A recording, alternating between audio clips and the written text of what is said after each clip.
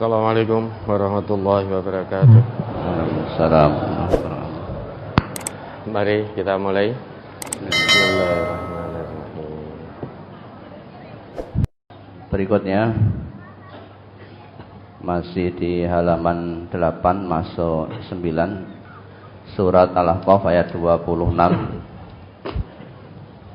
Walaqad makkannahum fiha immakkannakum fihi wa ja'alna lahum sam'an wa absaran wa af'idah fama aghna anhum sam'uhum wala absaruhum wala af'idatuhum min syai' idh kanu yajhaduna bi ayatillahi wa haqa bihim ma kanu bihi yastahzi'un.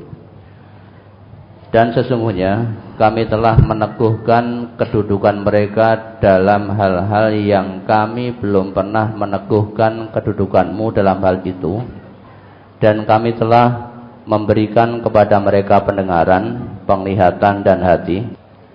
Tetapi pendengaran, penglihatan dan hati mereka itu tidak berguna sedikit pun jua bagi mereka. Karena mereka selalu mengingkari ayat-ayat Allah dan mereka telah diliputi oleh siksa yang dahulu selalu mereka memperolok-olokkannya. Yang ditanyakan dan mohon penjelasan, dan sesungguhnya kami telah meneguhkan kedudukan mereka dalam hal-hal yang kami belum pernah meneguhkan kedudukanmu dalam hal itu. Ya, tadi sudah dijelaskan, kaum Ad itu diberi kekuasaan yang mana itu belum diberikan pada yang lain. Dalam hal ini belum diberikan pada Nabi. Kaum Ad itu sudah diberi kekuatan akal, kekuatan pikiran, kekuatan harta. Semua anugerah kekuatan ini telah Allah berikan kepada kaum Ad, yang mana anugerah-anugerah itu belum diberikan kepada yang lain.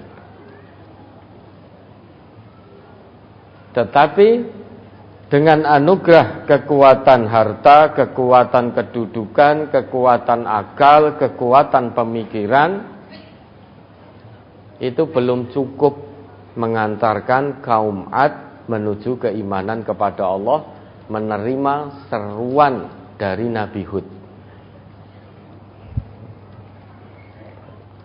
Malah justru mengolok-ngolok apa yang diserukan oleh Nabi Hud. Maka ya sudah, menantang azab, ya sudah, Allah turunkan azab itu, mereka diliputi siksaan dari Allah 7 malam 8 hari tanpa sisa. Normalnya orang kalau fitrahnya jalan, fitrah keimanan, fitrah ketakwaan kemanusiaannya jalan, orang dianugerahi kekuatan akal, kecerdasan otak, dianugerahi kekuatan harta, itu harusnya bersyukur. Tetapi kenapa kaum Ad malah menjadi kufur? Bahkan dengan congkaknya, dengan pongahnya mengatakan man asyaddu minna quwwah. Karena semua kekuatan telah Allah berikan. Nah, dengan kekuatan itu di segala bidang menyebabkan kaum Ad tambah kafir. Dia merasa yang paling kuat. Tidak ada kekuatan yang melebihi kekuatannya. Fa amma 'adun fastakbaru fil ardi bighairil haqq wa qalu man asyaddu minna quwwah. Wah, diingat kembali itu ayatnya.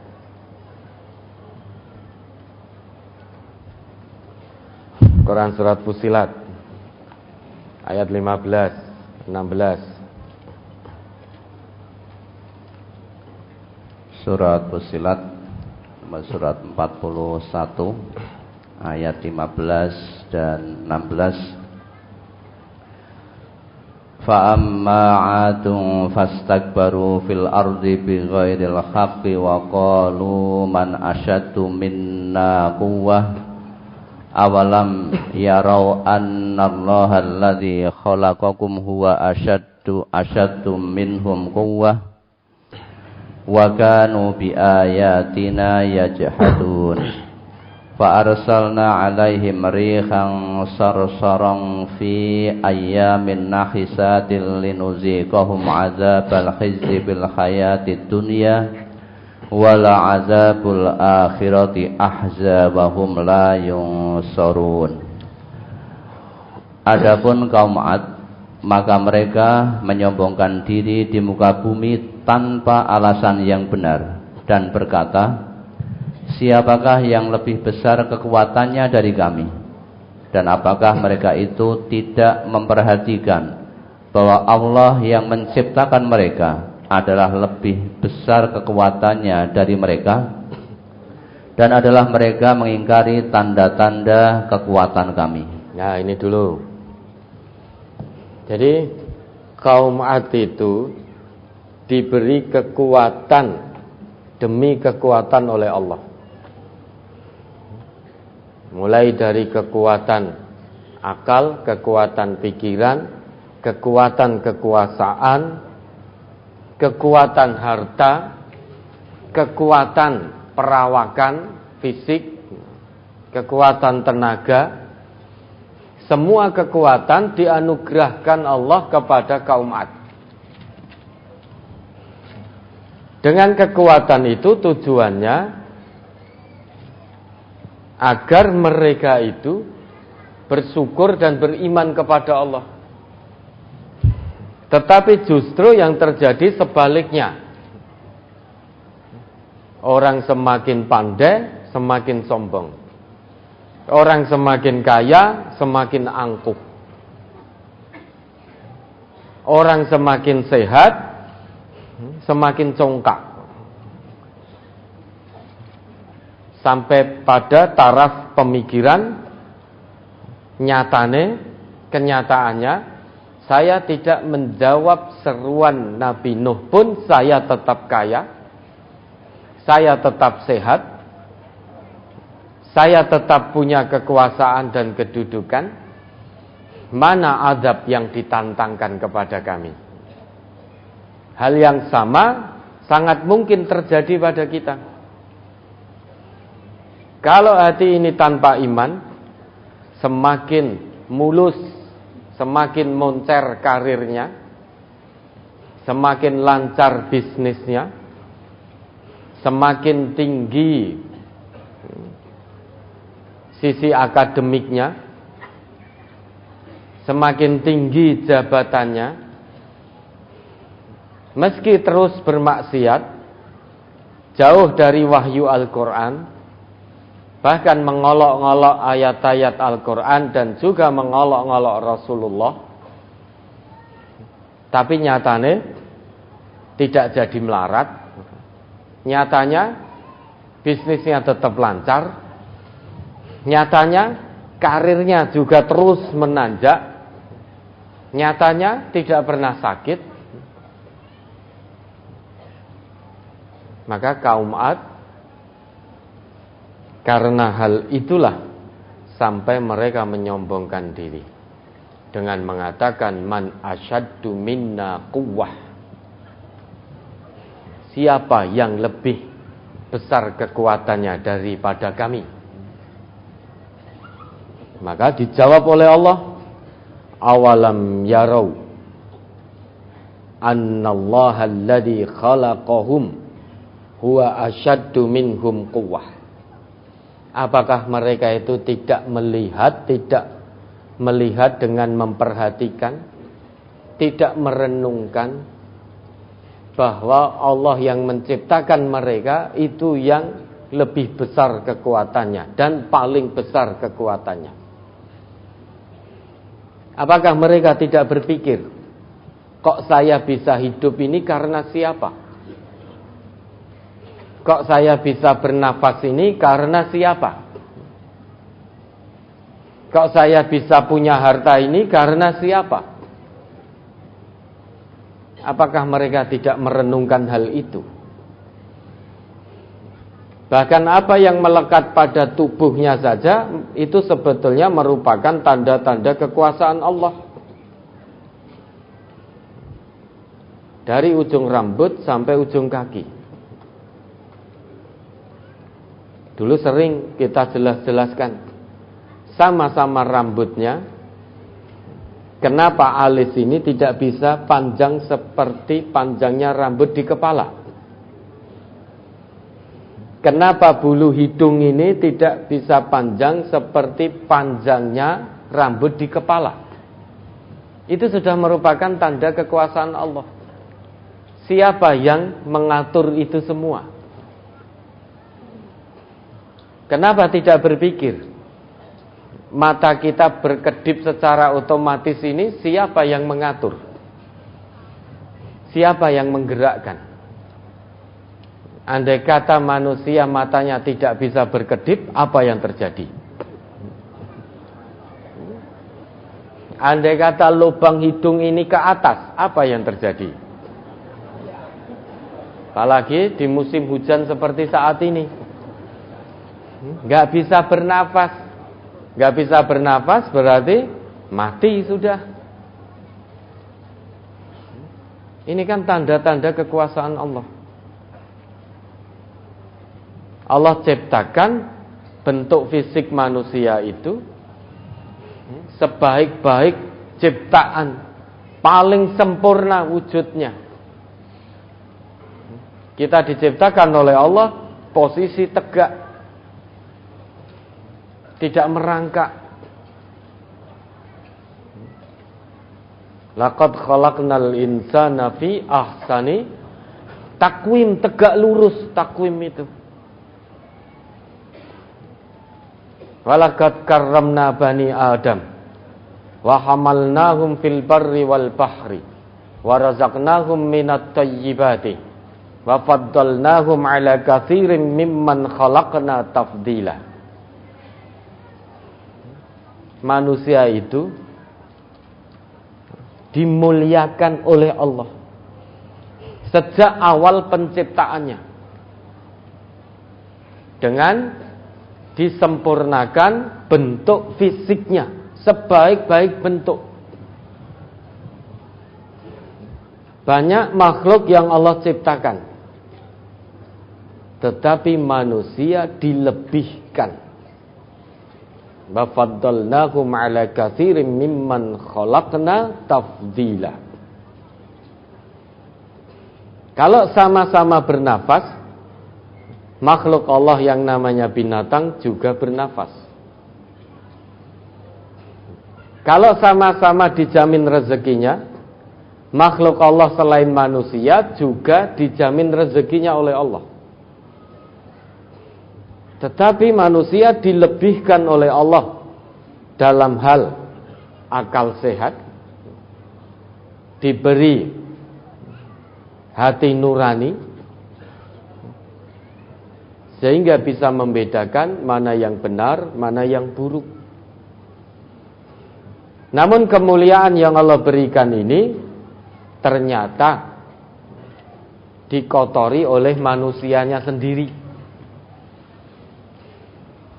Allah berikan nikmat harta itu tujuannya agar manusianya itu menunjukkan kadar syukurnya dalam kehidupan nyata.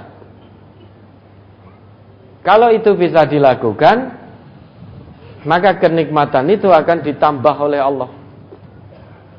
Allah berikan manusia itu kekuatan pikiran. Allah titipkan kedudukan, pangkat dan jabatan, itu agar mereka semakin bersyukur kepada Allah.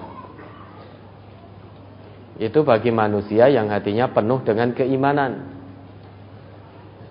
Tapi bagi manusia yang hatinya kosong dari keimanan, meskipun lesannya mengaku iman. Semua yang Allah anugerahkan hanya akan menambah kesombongan demi kesombongan. Tidak sedikit orang yang ngaku Islam, punya mobil mewah, sombong. Bahkan di jalan raya saja sudah menunjukkan kesombongannya. Tidak mengindahkan hak pengguna jalan yang lain. Tidak sedikit pula orang yang diberi harta oleh Allah itu juga berlaku semena-mena terhadap orang yang secara ekonomi di bawahnya. Bahkan tidak jarang kita mendengar istilah saking sombongnya orang kaya ini, dia ngomong kepada orang miskin, regamu piro? Tak tuku ora mung omahmu, sak kowene tak tuku. Regamu piro? Pernah mendengar itu? Sering kita mendengar. Orang di jalan raya itu yang kaya tanpa iman, ada sesuatu sedikit marah-marah, turun marah-marah. Turun dari mobil marah-marah. Itu berarti belum siap kaya. Tanpa sengaja mobil terserempet. Tidak ada yang sengaja itu. Ya, tanpa sengaja tiba-tiba mobilnya terserempet sepeda motor. Turun marah-marah, bagaimana mobil saya ini? Jaluk ijol.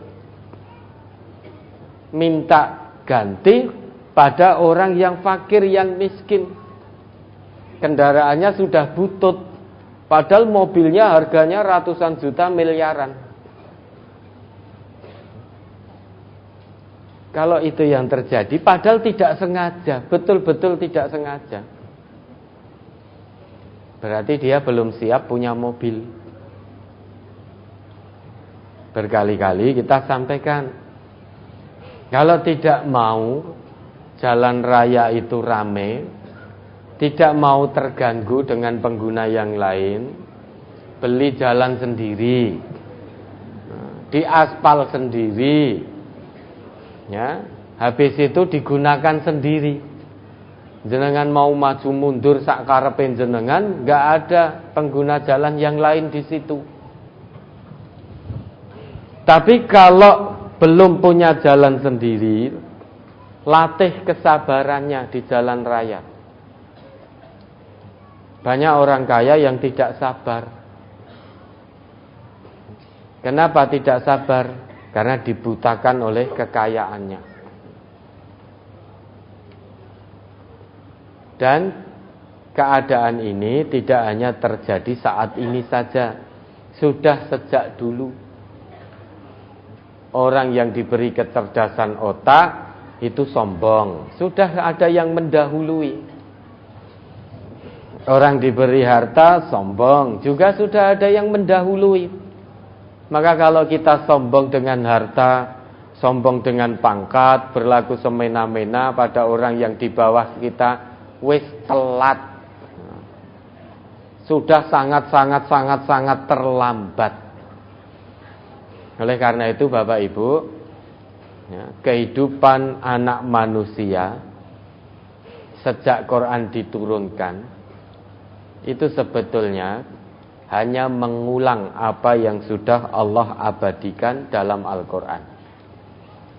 Kalau dulu ada orang sombong karena harta, sekarang pun juga ada orang yang sombong karena harta.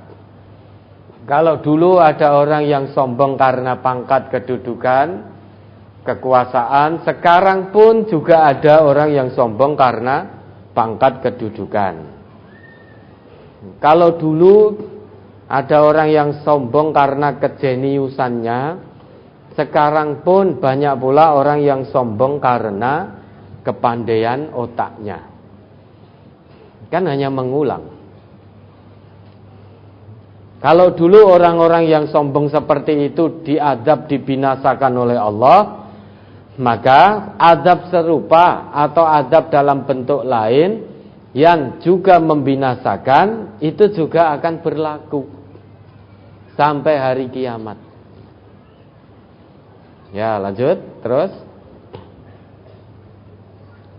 Fa'arsalna alaihim, maka kami meniupkan angin yang amat gemuruh kepada mereka dalam beberapa hari yang sial, karena kami hendak merasakan kepada mereka itu siksaan yang menghinakan dalam kehidupan dunia, dan sesungguhnya siksaan akhirat lebih menghinakan, sedang mereka tidak diberi pertolongan. Lah, karena kesombongan yang mereka lakukan, maka Allah kirimkan angin yang sangat dingin, sangat bergemuruh dalam beberapa hari yang naas. Dalam ayat lain disebutkan 7 malam 8 hari. Angin yang Allah kirimkan itu tujuannya untuk menjadikan mereka hina, para pendurhaka, para penentang Allah, penentang Rasulnya, penentang Rasulullah, yang mengabaikan wahyu dari Allah, tidak tunduk pada kebenaran agama Allah, itu dihinakan oleh Allah di dunia. Wala adzabul akhirah akhza wa hum la yunsarun.